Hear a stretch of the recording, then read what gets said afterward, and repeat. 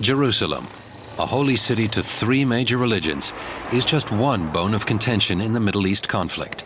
The border between Israel and the Palestinian West Bank runs through the city, but Israel claims the whole of Jerusalem for itself, and the Palestinians want East Jerusalem as the capital of their future state.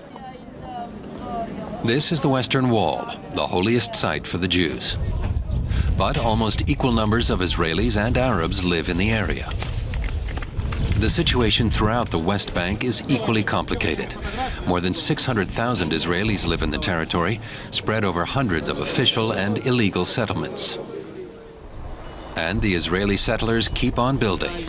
Clearing the settlements would be a political ordeal for Israel. They also make any potential boundary between Israel and the West Bank even more complicated. The Palestinians insist on the borders that existed before the Six-Day War in 1967.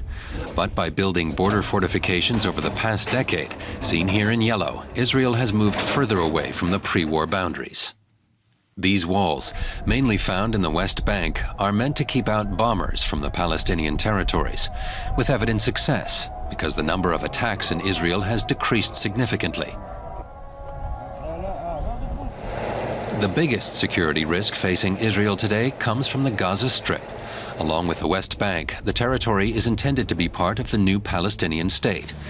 But if there are negotiations, who will sit at the other side of the table? In Gaza, the radical Islamic Hamas movement has been in control since 2007. It regards Israel as an enemy and rejects peace talks, in contrast to the more moderate Fatah that governs the West Bank. Israelis and Palestinians are now hoping to take first steps, but neither side thinks a solution to the Middle East conflict is likely.